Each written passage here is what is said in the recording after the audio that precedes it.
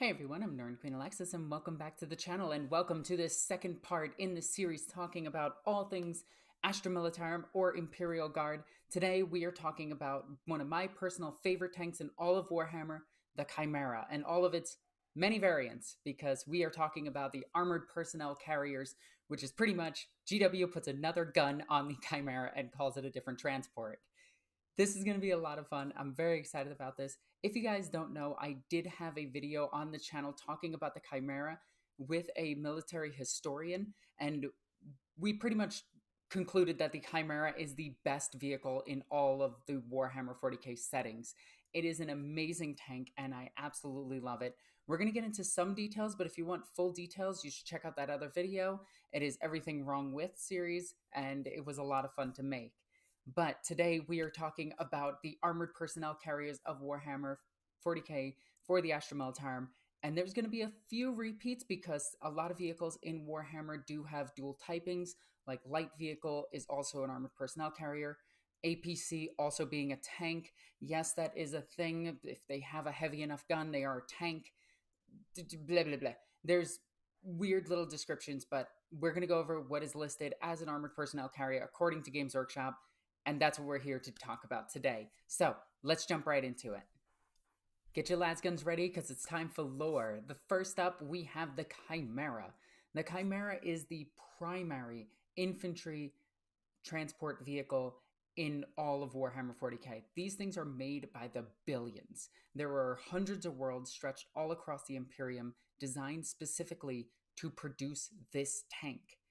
The primary role of this tank is to accompany other larger tanks into combat. And I am going to use the term tank interchangeably because it does have a weapon that is capable of destroying other tanks. It can be classed as a tank as well, but we're going to call it an armored personnel carrier for this video. The primary weapon of this thing is typically a multi-laser, and its secondary weapon system, which is seen lower here, is a heavy bolter. The multi-laser is great for anti-infantry, and this thing provides suppression fire as the occupants of it get out once they reach their target location. Or if they need to bail out, the Chimera will give as much suppressing fire so that those men can get out and get to cover quicker. The Chimera also provides extra equipment for the guardsmen in the field, extra Vox casters, medipacks, ammunition. This thing can house thousands of rounds of lasgun ammunition inside it, making it a central hub of where the guardsmen need to operate from and then get back to move to their next location. The Chimera typically travels alongside the armored companies and will provide them with infantry support so that the armored companies don't get destroyed by, say, Molotov cocktails or landmines or things of that nature. They also try to provide anti-infantry aggression against the enemies so that random missile launchers can't just take out your armored column really quickly and really efficiently.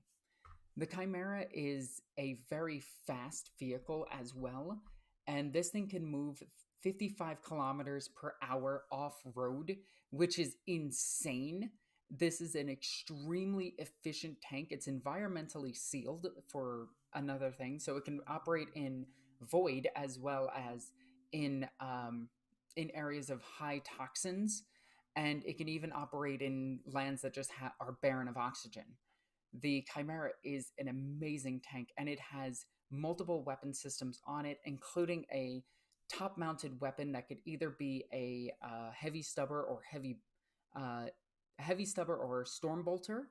It is armed with either a heavy bolter, multi-laser, or heavy flamethrower in its turret, and in its secondary weapon system could be a heavy bolter or a heavy flamethrower. So depending on what this thing is needed for, like if it needs to break barricades, it needs to go through trench warfare, it'll just use flamethrowers to clear the trenches. And then if it needs to fight infantry and more at a range, it'll use its multi-lasers. If it needs to kill more elite infantry, it'll switch up to heavy bolters. And what makes the Chimera super useful is it's easy to repair. The crew itself are capable of doing field repairs to it, which is unlike most tanks in 40k, though it is seen as a little bit eh with the Mechanicus. They don't like other people being able to repair the vehicles, sacred machines and everything. But the guardsmen themselves kind of keep that on down low, kind of like how they know that chaos exists and demons exist, and they just shut up whenever Inquisition is around. But this thing is armed with 6 weapons in the back, which is typically wielded by its occupants. These 6 las guns are seen through cupolas from the inside and help suppress fire on the outside, while the occupants can either get out or stop people from rushing the tank and planting bombs on it, or throwing Molotovs on it. They could just snipe them. The top mounted turret is also a multi laser, which is again another light based weapon. So this thing is very hard to dodge once it does start shooting in 3 different directions. And it is very, very difficult to pop up and actually get some shots in on it while its occupants are disembarking, because it will just fire as many shots as it needs. And this thing can carry thousands of rounds of ammunition for its multi-laser. Its multi-laser is actually insanely powerful, and when I did my other video talking about this vehicle, we discovered that this vehicle can operate in the field for months, and that's nuts. This is a vehicle that can sustain its own ammunition, assuming it's using the multi-laser, for at least a week, if not more, and then the occupants of the vehicle can actually take out the multi-laser batteries, the cells, and recharge them. So, and this thing also provides a recharging station because it has essentially a nuclear reactor as its engine. It does have a fuel-based engine that can burn everything and boils it. So it pseudo, depending on which Forge World makes it, could have a nuclear reactor or could have a combustion engine. And sometimes the engine can actually be moved to the wheel wells themselves, depending on what the actual need of the tank is. This tank can operate underwater. This tank can operate in the void. This tank can operate on the outside of a starship if needed. This tank is, and I'm going to keep saying tank, and I apologize, armored personnel carrier. Assume every time I say tank, it's armored personnel carrier. My apologies. But this thing can operate everywhere, and it is such an efficient vehicle that basically everything else that was built on top of the Chimera was made inefficient by just building another Chimera, because it was just more efficient to build another Chimera. The Chimera also has several different battlefield roles that it can do. It can be a command vehicle. It can have an increased augury array that allows it to communicate to space, communicate to its ships, communicate to its home base, and operate as a command vehicle out in the field. They can link up to several other chimeras and get a full view of the battlefield itself and direct new objectives, direct its men, direct its tanks, and its artillery. While it connects to sentinels, it can then coordinate artillery strikes and be incredibly efficient and right on target with artillery based on just being a command vehicle. Then there are others that are apothecarian vehicles where they're just med bays inside it. So they can run this thing up with just medical personnel and get all the people inside, heal them, get them back ready for battle, or give them the Emperor's Mercy and blam them in the head and get rid of their bodies, take their gear, give it to another soldier, and tell them to go out into the field. The Chimera is well worth its weight and is worth 10 times the amount of guardsmen that can ride inside it. The Chimera also has several other variants, including a Commissariat Chimera, a Command Chimera, a Storm Chimera, and there's another one. There's the Command, the Apothecarian, the Storm, and I'm forgetting. Oh, the other one was the Inquisitorial Chimera. So my apologies, I forgot about that. But the Chimera is also used by multiple different forces within the Imperium. The Inquisition makes heavy use of them. The Scutari make use of them. The Enforcers and Arbites make use of them. They are a very used vehicle in 40k because they're cheap to make, cheap to produce, and cheap to transport because they can just be put together on the go. They are an extremely efficient vehicle, and they have several different things that can be put to them to make them even better. So you can have a Chimera with a Hunter-Killer missile on the side of it, basically a Javelin missile system, a one-shot weapon that is a fire-and-forget anti-tank weapon. They can be equipped with cameline netting to try to hide their positioning. So if they go up to the front lines, they can plop themselves, throw a bunch of camouflage on top of it, and hide out, gathering information, and then sending all of that information back to its main headquarters. They can also be equipped with dozer blades to help clear battlefield debris like barbed wire or sometimes even landmines if they really need to. They can also be equipped with a landmine sweeper, which is a giant chain weapon that blows up landmines, which is really cool. They can be equipped with extra armor, though this does slow them down. And depending on the weapon itself, depends on how many people inside can transport. If the Chimera is equipped as it is in the picture here, it is going to need more housing for ammunition than it is for personnel. So the personnel will be squished inside. There is room for 12 people, including a gunner, and I believe it has 3 crew, if I'm not mistaken. It has crew, a commander, a gunner, and a driver. So yeah, it has 3 crew, and then it can transport upwards of 12 people. Though it can transport more if needed. So it really depends on what the need of the Astra Militarum is. Though 12 is what's comfortable and what's typically allotted inside it. Now, we're still not done with the Chimera, as there's 1,000 different variations of this tank itself, and I thought we'd move on to the Storm Chimera, which the Storm Chimera is the Griffin 4 pattern, which is equipped with an autocannon. This thing did see tabletop success for quite some years, playing the game itself, but because it's an autocannon equipped onto the Chimera itself, the autocannon shells do take up a lot more room in the back, meaning that you're going to have a lot of people squished inside it. And typically, you want your Chimera to be able to be anti infantry, not anti light vehicle or heavy infantry like the autocannon is meant for. But it is really cool that the autocannon does exist for this variation and can be equipped to fight things like the Tyranids or other varying larger creatures like orcs if they need to. The Storm Chimera is basically the same thing, it just has an autocannon on it, and I thought I'd just toss it in with the Chimera itself. There are very other variations, and we're going to see the Storm Chimera come up again because it has a different name with a different cannon, but I used the same picture and I apologize about that. But we're going to see it again. So the first of the variants we're going to talk about is the Chimerex, or Chimerax. I think you're supposed to pronounce it like Chimerax, but yeah, this tank kind of sucks. Uh, it is a Chimera armed with 4 autocannons, 4 light autocannons that are designed specifically to take down light vehicles, skimmers, and flyers.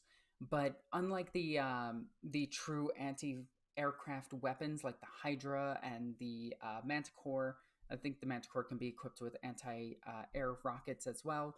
This thing lacks tracking hardware, so it's going to have a lot harder of a time shooting down enemy aircrafts, and it's going to be like World War I anti-aircrafts, where it just kind of hopes to hit where it's going, and it doesn't really have the verticality needed for true anti-air. So if you look at its turret, it can't fully do this, but it can do this and can go up to like about an 80-degree angle. So it does lack the fire support of like a Hydra flak tank, and it is more made out of desperation than it is out of anything else. But if you are going into an area controlled by a lot of orcs or Eldar, where they're going to be using a lot of skimmers and flyers, maybe even the Tau, you're going to want at least one of these on the battlefield just to push up and help against the flyers to keep them at bay while you're transporting its troops. Now, the cool thing is this thing still somehow, even though it has to feed all of these autocannons, which are loaded from the exterior, if you notice, they are exteriorly loaded, which is a terrible design, and you'll note that this is going to be a running theme in the Imperium of terrible designs, especially on a really, really well-designed vehicle. But this thing is going to... You're going to be cramped inside it because apparently this thing can still transport 12 men in the back of it. It still has its 3-man crew, so it still has the tank commander, the gunner, and the driver. and it has an occupancy of 12, which is a bit ridiculous in my opinion. It should probably be 10. It still has the housing in the back for the las guns, which is a little bit insane, as the las guns would actually be a better anti-air gun than the autocannon, because the las gun fires at the speed of light, so you can actually direct aim at the aircraft itself. So why isn't this thing just four turret mounted multi lasers, which would be way better at tracking enemy aircrafts, and you can actually eyeball it instead of having to judge the distance and fire in front of the target and hope that you hit it, because you don't have advanced tracking software or hardware in this case. And if you were to just use multi lasers, you could probably burn a flyer right out of the sky really quickly. But I digress. The Imperium has the multi laser, which is the best weapon that they have ever designed. And the las weapons in the Imperium are the best, and I've done a whole video about why they're the best, and it's because of they're just faster than light. They are fast as light weapons because they're a laser, and it makes it so much better, and it burns hot enough to boil blood inside a person as it hits them, which means it burns almost as hot as the goddamn sun and blows people up when it hits them. Like, it is such a good weapon, and they don't mount it on vehicles because reasons. They mount autocannons for some reason, even though autocannons are significantly worse, but the Imperium is incredibly stupid. So that's my little rant about how the Imperium could be made better. The Camarax was used by Chaos Renegade forces, Astra Militarum forces, as well as Skitarii forces, but you won't see these in Skitarii armies because the Skitarii army wasn't built the way it is today, where they have their own unique look. Back in the day, the Skitarii were just using any Imperial equipment, so them having this and using it is very much they have their own variant of it that probably looks completely different nowadays. I also do like that the person that built this tank screwed up its tracks just as per the norm with the older tanks. And yeah, the Camarax there's not really much to be said about this thing, because it's a little heavier armed, I meant to say, than the regular Chimera. It's probably a bit slower. It has the dozer blade attachments. I assume it can get all of the attachments and all of the war gear that the other vehicles can get, but I doubt you want this thing to be a command vehicle because it doesn't really have the capabilities of being a command vehicle, as well as being an anti-aircraft or anti-lights, anti-skimmer, anti-aircraft base for a vehicle. It feels like it's trying to fill too many roles where two dedicated vehicles would just be superior in this case. Like, instead of doing this, you could have the Hydra and then a regular Chimera, and you'd be more efficient. So that's the Camarax. I give it like a 4 out of 10.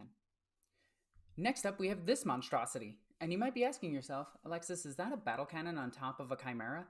Well, sort of. It's a Stormhammer small barrel battle cannon on top of a Chimera, which somehow again maintains full transport capacity of 12 occupants, which means this thing only has about 6 shells inside it. Because it is not housing too many shells while housing 12 occupants, while housing 3 crew members, including the driver, gunner, and commander. This thing is not going to have too many shots, but according to the articles about this thing, it is very fast because it's still on the Chimera base chassis, but it doesn't have any of the defensive weapons, so it does not have the pintle-mounted Stormbolter or heavy stubber. It doesn't have the side-mounted heavy bolters of the Leman Russ, and it doesn't have the armor of the Leman Russ. But what it does have is the speed of that Chimera, and that makes it very efficient. But it can't operate in field very long because it has limited ammunition. So these things were used for spearhead assaults and used as hunting groups. So they would rocket up the field, blast something, and then run away as quickly as possible.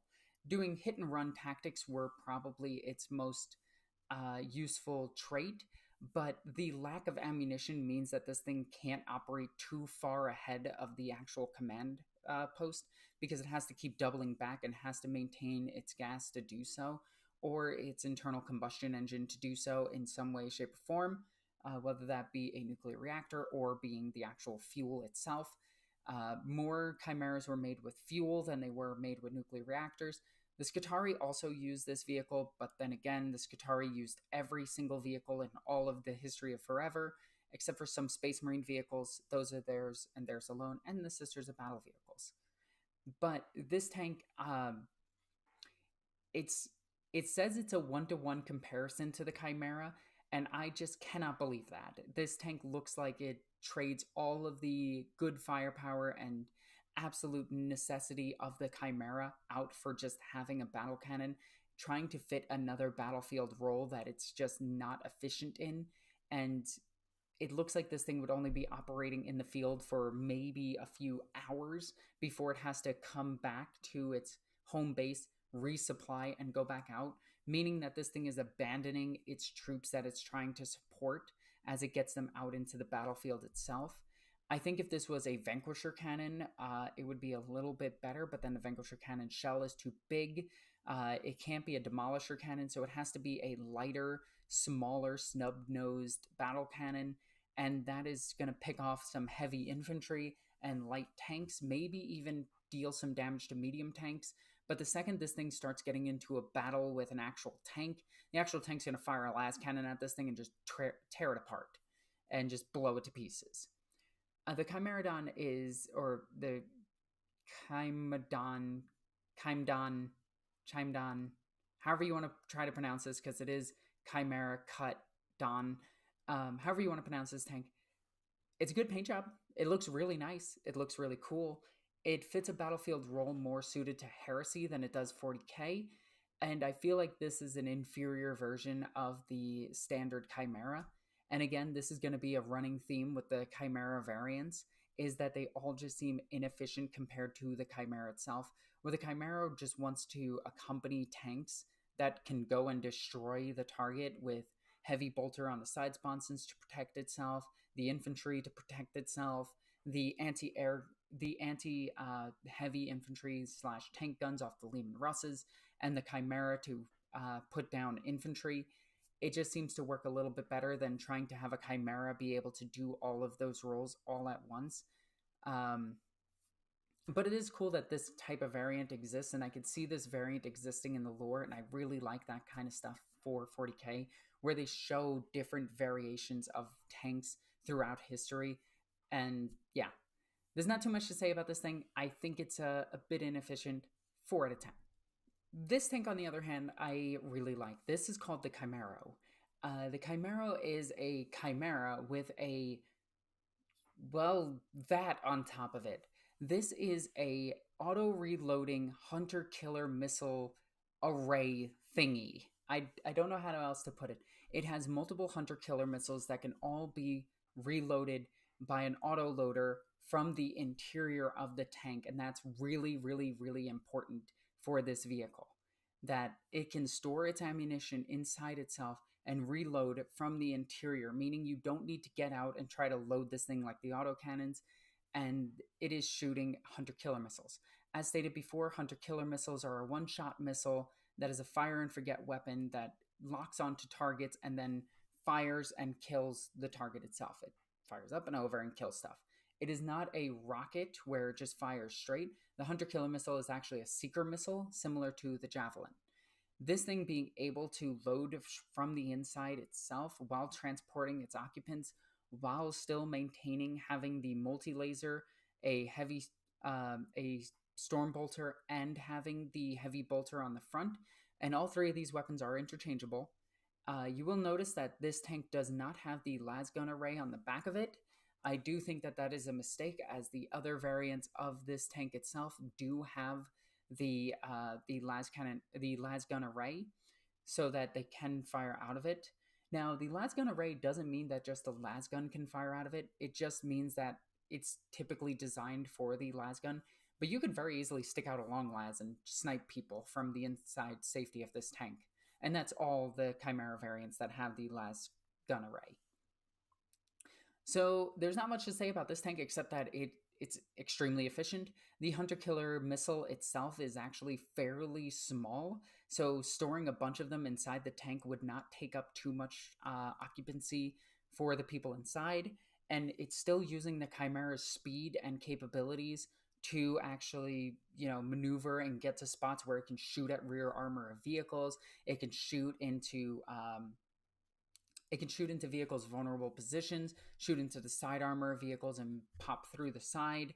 It's a very, very useful. Like, this is actually a good tank. This should be on the Chimera itself, though I can see it using a lot of power for the tank itself, meaning it's multi-laser, probably has a few less shots, oh no, and it's probably not storing as much ammunition, medipacks, or equipment for the guardsmen inside to make room for the hunter killer missiles themselves. But all that being said, this is actually a variant that I really, really, really like, and it's just hyper efficient. And this is what you want. You don't want to replace that faster than light gun that is going to cover your infantry as they disembark.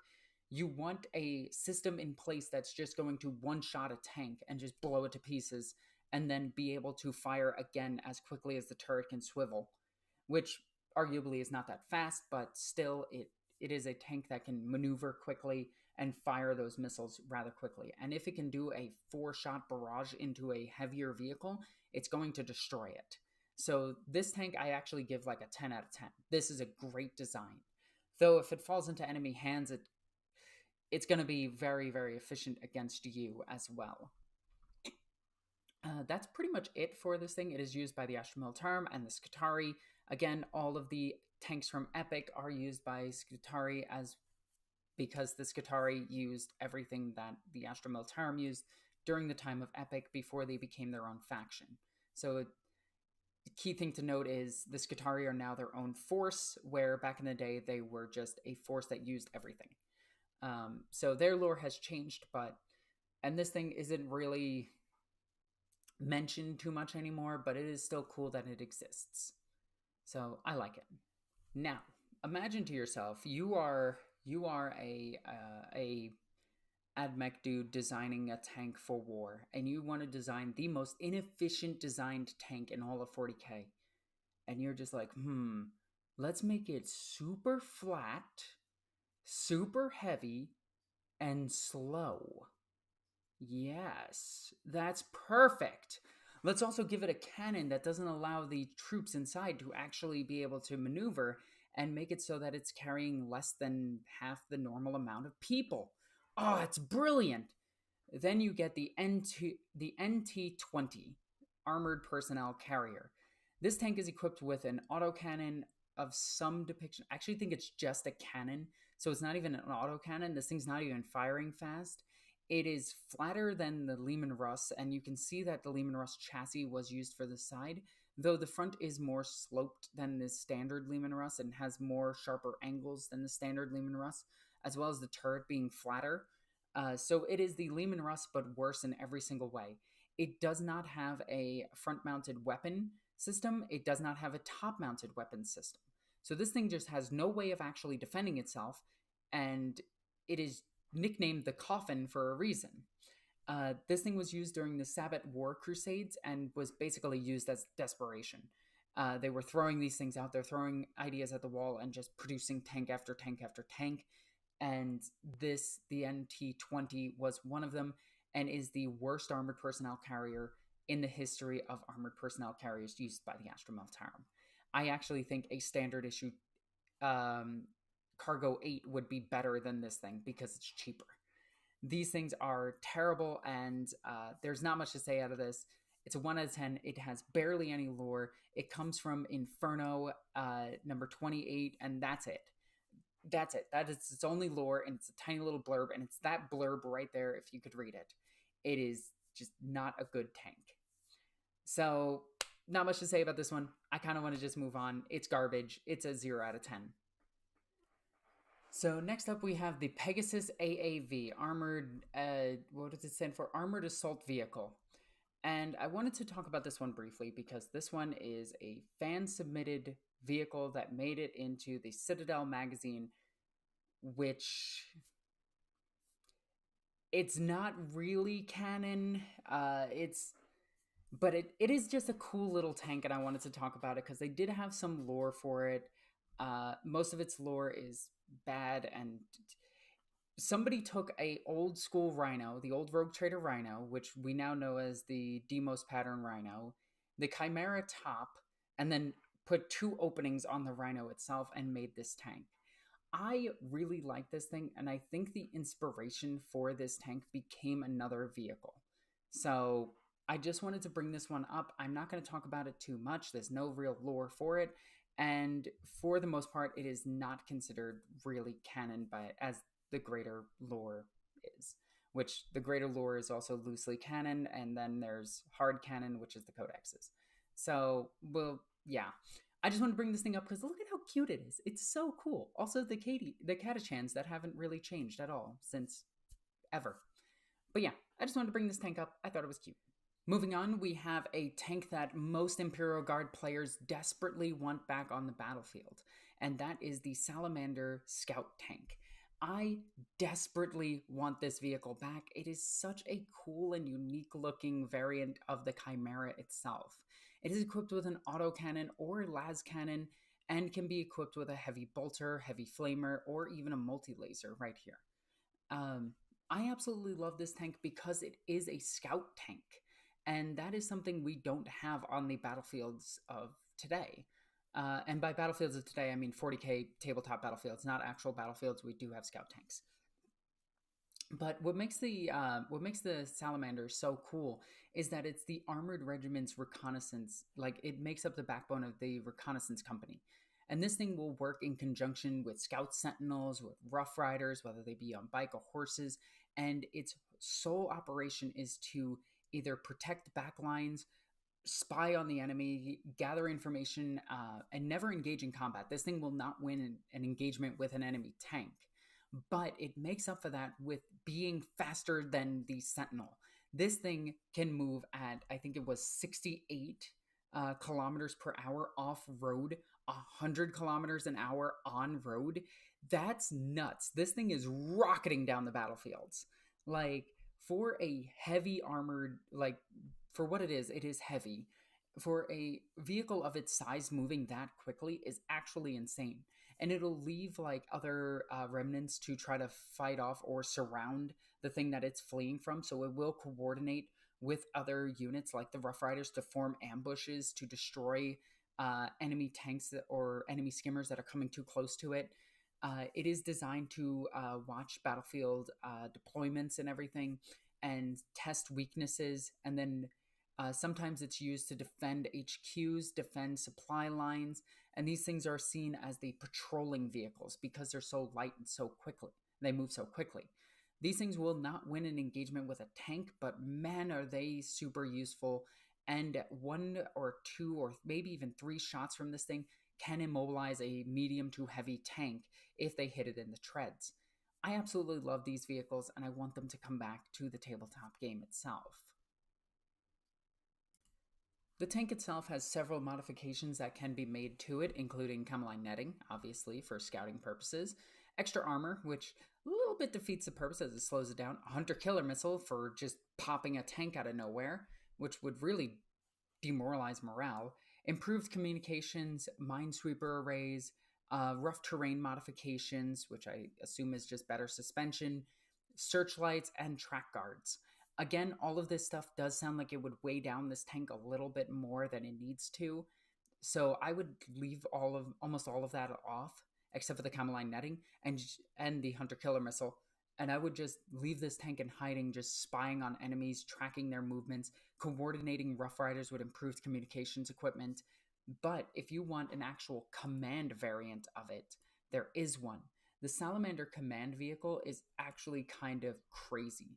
This thing has incredibly good communication with all vehicles. It's typically relaying things back from the reconnaissance squad back to the HQ, which can then be sent to the command chimeras that are in the active battlefield zone to coordinate them, so that they can move up with the armored companies. They can organize the Rough Riders a bit better. They can coordinate the Sentinel attacks and really ambush enemies and surround and destroy supply lines and things of that nature. It's just the Salamander command vehicle and its improved communications is key to an Imperial victory. And I really want this thing back in the lore. These tanks are typically given to command companies so that they can coordinate their tanks and everything a little bit better.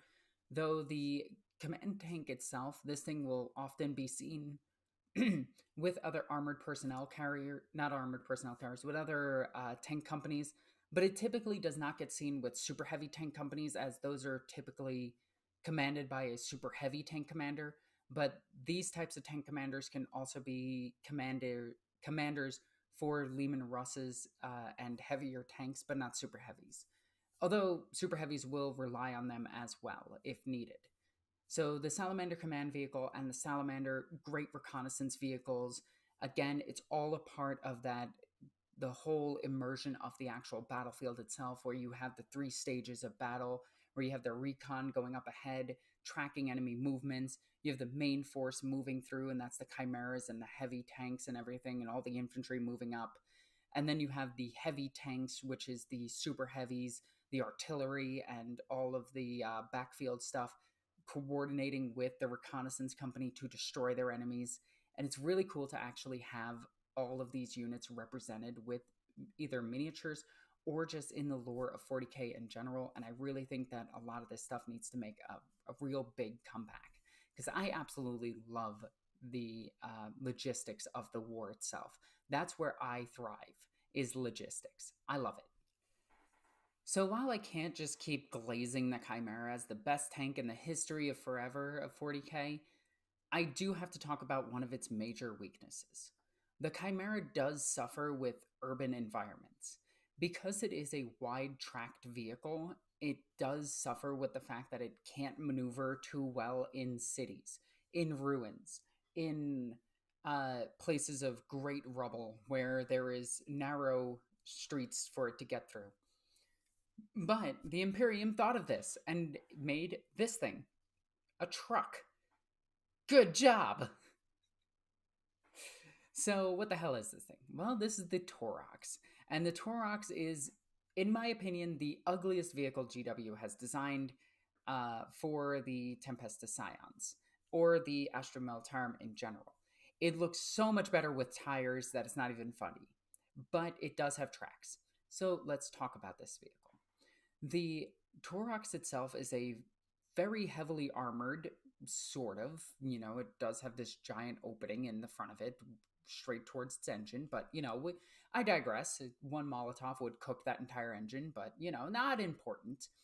And it does have exterior loading autocannons, which means the gunner would, or the commander would have to get out and reload these things manually so that they can keep loading, which would also mean that he would have to feed it all the way from down here and go all the way into the top of it to reload the tank, or to reload the turret itself. Okay, enough shitting on this thing. The Torox is a vehicle designed for urban environments. It is designed for quick deployments and to be a fast vehicle. This thing is as fast as the Chimera, if not faster. We don't have an exact speed of this vehicle because this is at the time when GW realized that giving us numbers shows us that they don't really know what they're doing. So they stopped giving us numbers and just said that this thing is a fast-moving vehicle. So in saying that, I would have to assume that it is as fast or faster than the Chimera itself. It does have a turboed engine, whatever that means. I assume it just has a really good engine, or a V8 inside there.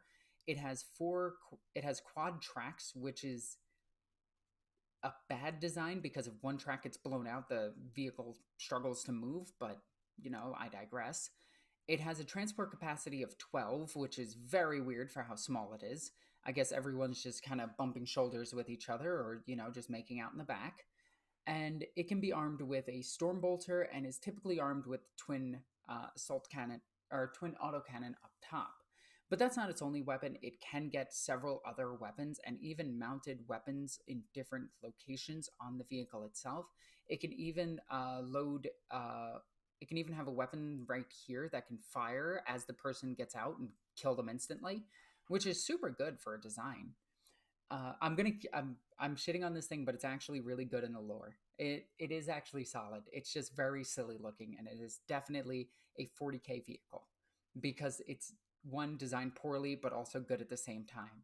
If it did have a twin-linked multi-laser on top that was fed from the internals of the vehicle itself, that would be really, really good. Like it could have mounted its twin heavy stubbers, twin multi-lasers. Thank you, brain, on the top, and I think this thing would be a bit better. But the autocannons are a better weapon because of like the actual effect in 40K's tabletop game. So I get it. These things are used. They're used mostly in urban environments and for rapid transport of Tempestus Scions as well as elite units.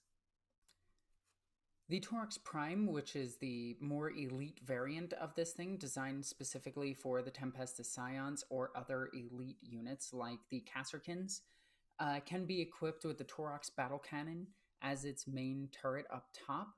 The loader does have to load shells again from the interior and then load it still in the interior, so that's a little bit better. The Torox Gatling Cannon and the Torox Missile Launcher. The Torox is designed more for urban environments like hive cities, and it can be used very efficiently in jungles as it is a tracked vehicle and it's quad tracked, so it can go over obstacles much easier. Each of those trackways can actually bend towards the environment itself, making it so that it can go over heavier obstacles. It can also operate in fields, but it's not. You would be better off with a heavier armored vehicle. While this thing does sacrifice some of its armor to for speed, it does make up for it in speed. This thing is very, very, very fast and very good at giving covering fire. So the Torox Prime does have its place, and it is great for a counter assault unit. So next up, we have the adorable little car with a gun. And you might be thinking, what the hell is this thing? Well, this is the Pegasus. Wait, Alexis, that's a Centaur. Nope, that was a mistake. They changed its name to not make it confused with the other vehicle that was also called the same thing made at the same time, which does the same role. But anyway, the Pegasus armored fighting vehicle was a small little scout vehicle and really should just be in the light vehicle section, but it does transport a little bit of people around. I think it has a transport capacity of like 5 people, but it is a very, very, very fast vehicle. This thing is probably going 100. Like, it is extremely fast. It is a stripped down Lehman Russ, stripped of its turret, stripped of its tracks, put tires on it, put a little bit of armor on the tires just to try to protect them a little bit. This thing was made for speed, and it just has a multi-laser turret, but it can also have a heavy bolter or autocannon. It can also have a hull-mounted heavy bolter, as you can see here, or it could have a heavy flamethrower. Now, what made this vehicle extremely good is it would rocket down and try to find. It was a reconnaissance vehicle, so it coordinated with other reconnaissance vehicles, but this thing was faster than Sentinels, so it's rocketing past them. And it is looking for supply lines, and all it wants to do is get its men to the supply lines, drop them, and then just start peppering those supply lines and then running away as quickly as possible so that it forces the enemy to turn around, try to defend its supply lines as the main force moves up. So these things would just constantly harassing supply lines, constantly exploiting weaknesses in the enemy's defenses, spotting things for artillery strikes and marking it down and sending it in, and just boom. So you had not only the artillery firing danger close to these things, you had them rocketing around, destroying supplies and killing people while dropping off reconnaissance troops, which could be snipers. So not only are they dropping troops off in the backfield so that they can harass and attack your supply lines or even cut off your supply lines, they are dealing with your light vehicles, and then they're running away. They're just immobilizing your vehicle momentarily and running away. That is all they're designed to do, and I absolutely love this. And there's a command variant of it. Whoops, that's the wrong one. Boom, look at that. Look at how cute it is. Look, he's got a little commissar sticking out of it. And he's got a little officer next to him. And I forget what these guys... Mordians? I think these are Mordians.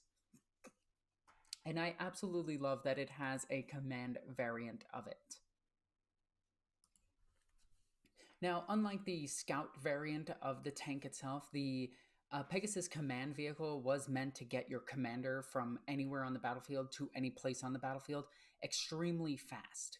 It wasn't meant to try to protect him, it was meant to just get him to where he needs to go really, really quickly. And it would coordinate again with the scout company and try to get that commander to where it needs to be before the vehicle itself would rear off. The vehicle itself only had a crew of two, and then it would have an occupancy of five, and then have a transport or a commander in it occasionally. But typically, these things operated with just a two-man crew, just a gunner and a driver, and they would just rocket down the battlefield, just harassing, dropping units, and then just running away as quickly as possible. I absolutely love these little things, and one of the cool things is this thing has frag defense rounds, which is this. And the cool thing about this is that is a Havoc launcher for Chaos Space Marines as a bit added to this miniature. So it's cool to see like Chaos Space Marine bits being tossed onto this vehicle and called a different weapon. I absolutely love that. Also, it has improved communications equipment. They can be equipped with cameline netting, but you don't really want to. You don't want to do that as much with this vehicle. You want to get it to a position where you can throw the cameline netting on top of it and then hide the vehicle so that the pursuers lose track of it. But overall, the two Pegasus um, the Pegasus command vehicle and the Pegasus, uh, what the heck is this thing called? Fighting vehicle, armored fighting vehicle, because they all have like slightly different names. My apologies. But I really like these things because this is when I was playing World of Tanks, this was one of my favorite types of tank to run. And all I would do is just drive all the way to the enemy team and just pop their turrets. Not their turrets. I'd pop their uh, I would pop them in the turret as well. I would try to shoot their barrel down, but I would hit them in their tracks and just immobilize them, and then just drive around them so they couldn't shoot me, and then drive away.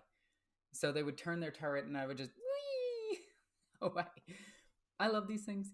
Do I think they need to make a comeback? No, not really. I think too many tanks have the same spot, like do the same exact thing, and we've seen enough tanks now that pretty much do what this tank does. And I feel like this tank is stepping on the toes of like the Sentinels. So while I like it, it does have its own battlefield role. I think it's really cool. It should stay in the lore for the most part. I don't really see this thing doing all too much compared to like, a squad of Sentinels. But I really do like it. I think it's cute. So let's move on to the big boys. The Crassus Armored Transport. This thing was and is a super heavy transport used by the Astra Militarum, the Imperial Guard, and this is a Forge World unit. This is a gloriously gigantic troop carrier. This thing transports 35 guardsmen, which is crazy. It has 4 heavy bolters, which can be swapped out for las cannons or heavy flamethrowers. It has 2 on the side, 2 on the front. It can have a heavy bolter, not a heavy bolter. It can have a hunter killer missile, and it can be equipped with various comms equipment. Though this thing is not a communication, like, this is never going to be a command vehicle. This is just going to be something that receives orders and delivers its men under heavy firepower. This thing has very, very thick armor, but its engines are so advanced and so powerful that it was built with the armor in mind and can move quick with it, which is crazy for 40k because usually they just take an engine and just throw a whole bunch of armor on top of it and they're just like, yeah, it'll work. The Crassus is kind of just, that's it. That's all we really know about the Crassus. It is a heavy vehicle. It was utilized by the guardsmen. It was used in a battle against the Eldar at Baltias 3, and it did survive under the firepower of the Eldari at the time.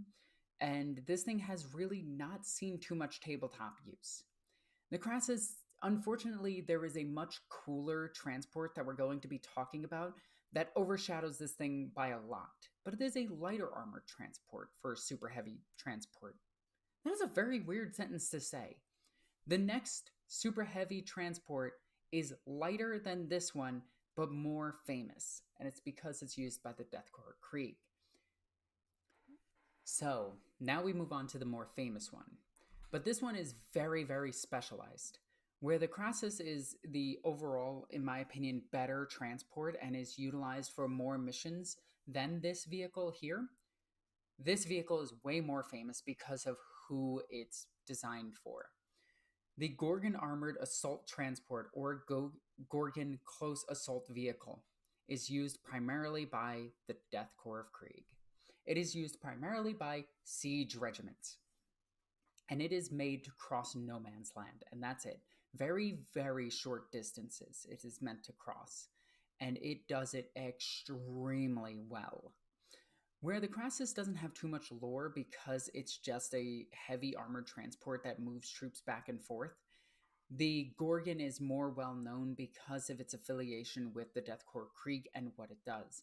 This thing drives over no man's land. It drives over trenches and has multiple heavy flamethrowers on the sides that can be swapped out for varying weapons, regardless of what for the mission that it needs. It has two assault cannons, two autocannons on the tops on each side, which can then be swapped out for whatever it needs at the time. This thing is designed to drive over trench networks and burn everybody alive while delivering a payload of a ton of bodies onto the battlefield. I think this thing transports 50, if I'm not mistaken. Uh, it is 50. Sorry about that. But this thing's specialist role is to drive forward into enemy fire with this gigantic armored ramp in front of it to absorb as much firepower as possible. And while it is susceptible to incoming attacks from the top and artillery barrages, it's only designed to cross small thresholds and get to the enemy as quickly as it can. This thing does only move at 19 kilometers per hour, so it is fairly slow and can be equipped with extra armor, which would then seal it shut. So it can, it will slow it down, but it can survive artillery hits to its, well, the first artillery hit it anyway. It won't survive too much longer after that, but with a heavier armor, it can make it across the battlefield. This thing is designed to drop off an entire platoon of guardsmen. This is 50 guardsmen running at you, and typically it's Death Corps Krieg guardsmen. So these are guardsmen that are using a more advanced las gun, higher discipline, running directly through your trenches with trench shotguns, blowing your people away. It can deliver engineers into the battlefield. It can drop off cyclone demolition vehicles, and it can be used to just throw anything that it needs to at any time where it needs to, as long as it's going a very slow pace. This thing is not a primary vehicle. It is not even a secondary vehicle. It is a specialist vehicle. And it is specifically designed for one thing in mind, and that is all. This vehicle doesn't have much use outside of siege regiments, but within siege regiments, they see hundreds of these things. I absolutely love this vehicle. I do wish it was more readily available. It is a little bit smaller than you think it is, which was something that bugged me a little bit. It is still super heavy. Don't get me wrong. It is still big, but I thought its chassis was the size of a Baneblade, and it's not. It's smaller than a Baneblade. With the ramp and everything, it's about the same size as a Baneblade. So if you wanted to make one of these kit bash at home, you could use a Baneblade for it. So we looked at one of the coolest transports in the entire game. Now it's time for one of the silliest. This is the Leviathan transport. This thing is from Epic. It is made by the Squats, which would then become the Demiurge, which would then become the Leagues of Votann. The Leagues of Votann built these things originally, and some of them are being used by the Imperium itself, specifically by the Imperial Guardsmen. These things are massive, standing 90 meters tall. Some records state that they stand at 100 meters tall or taller. They have every piece of technology you can think of inside it. It is a mobile command center. This thing has a satellite uplink, luxurious rooms for you to sleep in if you're a commander, an entire commandery ring, can transport an entire infantry company. An entire infantry company Has multiple weapons on the sides of it, has a massive cannon at the front of it, has a massive cannon at the top of it, and this thing is designed with command in mind. This thing is going to move across the battlefield, slowly destroying everything in its path, and several of these things can link together to form even bigger mobile command bases. So it's not just one vehicle, it can connect to multiple of them. Though a lot of this lore is very, very old and very silly, this was at the time when GW was experimenting with things and doing things for Titanicus and Epic at the same time, where they were just throwing shit at the wall and hoping it would stick. These things can be equipped with 4 Death Strike missiles, can be equipped with a Valkyrie landing pad or a landing pad in general, but it does state Valkyrie. It has an intercom system. It has several robots that fly around it to give it intel on the battlefield itself. It has what else does this thing have? A holographic display, a hololith inside it of the entire planet. This thing is linked to several satellites, giving it an entire view on the entire battlefield of everywhere on the battlefield so that it can be better used and better utilized where it's needed. This thing does suffer with the fact that it is so heavy that it's going to destroy the ground underneath it as it moves. So it can only move on certain locations. It has no way of actually getting airborne without. Well, there's no way of getting this thing airborne without landing a ship next to it and driving this thing into it and then it flying back up to space. So this thing is not being Valkyrie dropped, it is being landing ship dropped. So this thing is extremely slow, but has so much considerable firepower, and I think it has 4 void shields. So this thing is using starship armor, and I absolutely love it.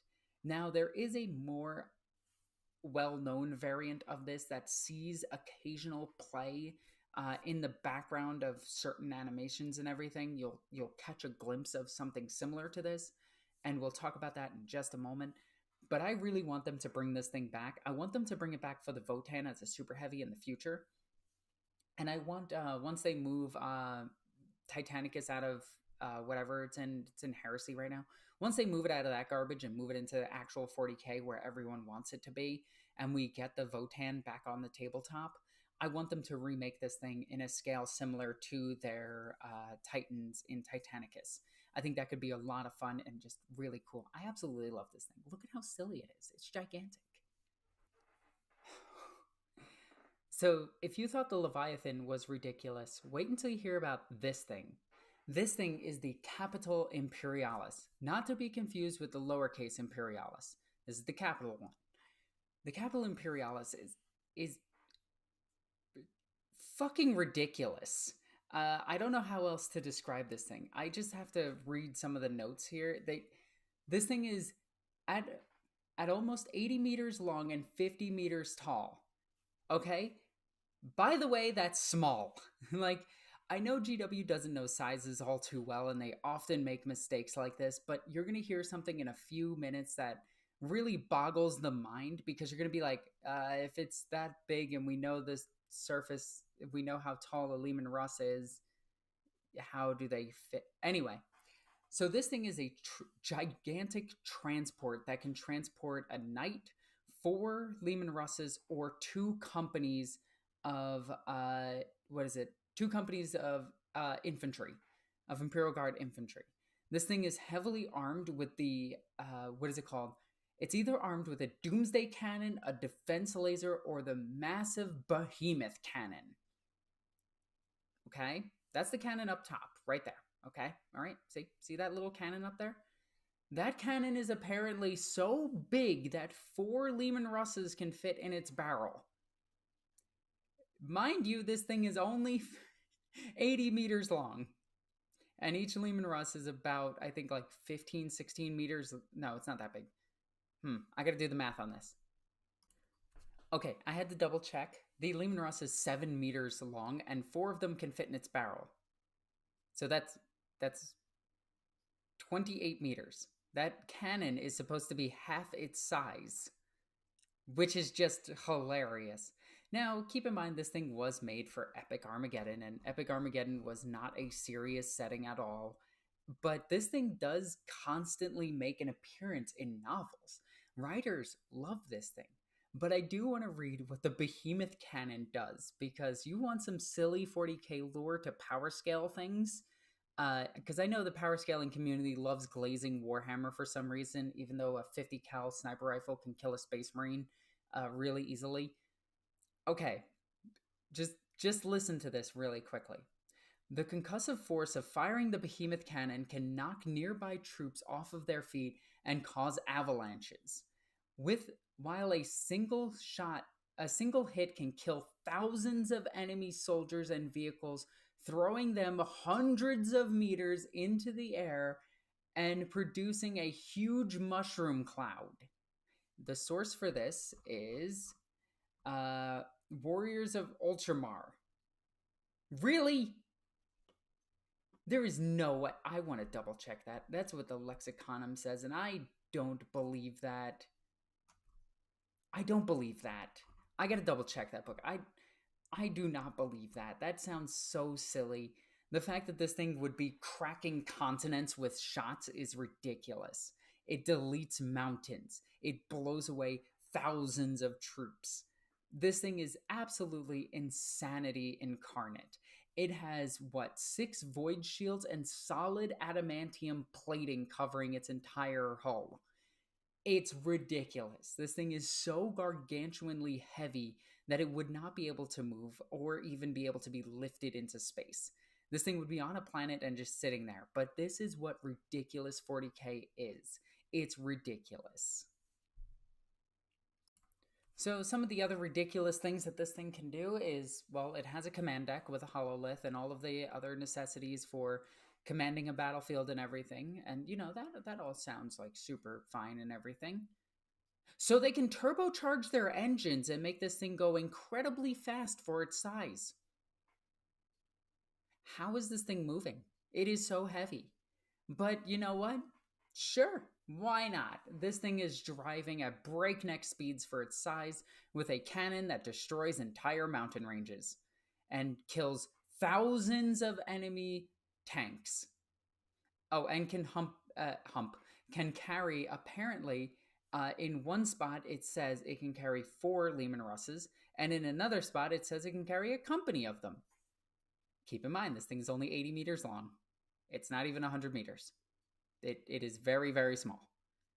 I know that's weird to say, like 80 to 100 meters is very small, but when we're talking about colossal vehicles, we have to think outside of the 40k sphere, where you have like Gundams that are just massive compared to this thing that could probably kick this thing over, which is super funny. But jokes aside, I think this thing is absolutely ridiculous and shows just how silly the Warhammer setting is.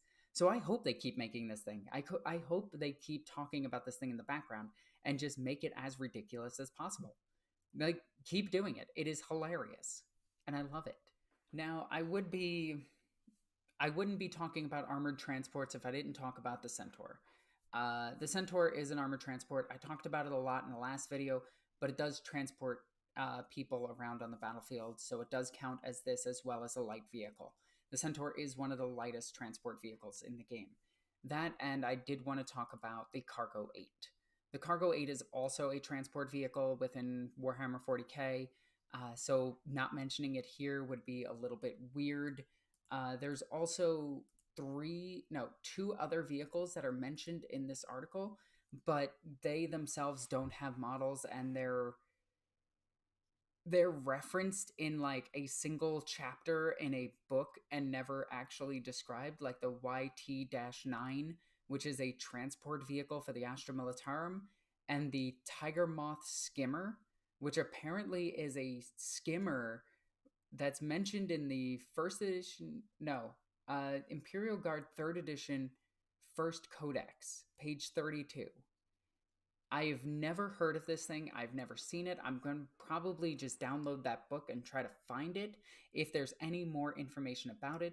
But apparently they have a flying transport, a skimmer transport that can transport Astra Militarum units all around the battlefield. I haven't seen anything about that, but I thought that I would mention those two in here. There are also several other transports in the game itself, and I'm not just talking about like light transports. There are several transports that weren't mentioned in here, like the actual aircraft transports. But I think that those, like the armored personnel carriers used by the Astra Militarum, are not the same as the armored personnel carriers used by the um, Imperial Navy. So you won't see the Valkyries here, the Aquila Landers, or any of the flyers here, unfortunately. That does include my favorite flyer in the history of forever, the Arvis Lighter. Is not going to be included in this video, so if you were waiting for those, I do apologize. That is not the Astra Militarum, that is the Imperial Navy, and that is a completely different organization. There are also honorable mentions that I think I should talk about a little bit, which is the Rhino, the Razorback, are both used by certain guard regiments, though it is extremely rare in the lore, and most of the time it is actually just a mistake written by the writer that they included them in the guard. So, yeah, there are also types of walkers that are not, they are utilized by the Astra Militarum, but not made for the Astra Militarum. And there are several civilian transport vehicles that are included, like the Ridge Runner and the Rock Grinder. Those are both technically transport vehicles, but they are not used by the Astra Militarum as much. They're commissioned by them sometimes if they become desperate enough, but they're not designed for them. So civilian vehicles are going to be a little bit out on this one, where civilian cars are actually sometimes utilized by the Astra Militarum and made specifically for the Astra Militarum. Utility vehicles outside of the Cargo 8 here typically are not going to be made specifically for the Astra Militarum. They have their own variants of it, or they simply just use the Cargo 8 to run materials. So that is everything that I wanted to cover here today. If I did miss one, please let me know. I think I got the bulk of as many as I could get, um, or that I could find. I did check the Lexiconum, I did check the wiki, and I did check other sources. I do have a bunch of the old white dwarfs, and I was reading through them because some of the articles referenced them. So I wanted to get the actual accurate information that I could, and I wanted to make sure that I gathered as much of the information as I could. So if there is something I missed, please tell me and comment it in the comment section down below. And if you guys are still here and still awesome, yeah, just leave this video a like. As always, I'm Norn Queen Alexis. I love you guys. Bye.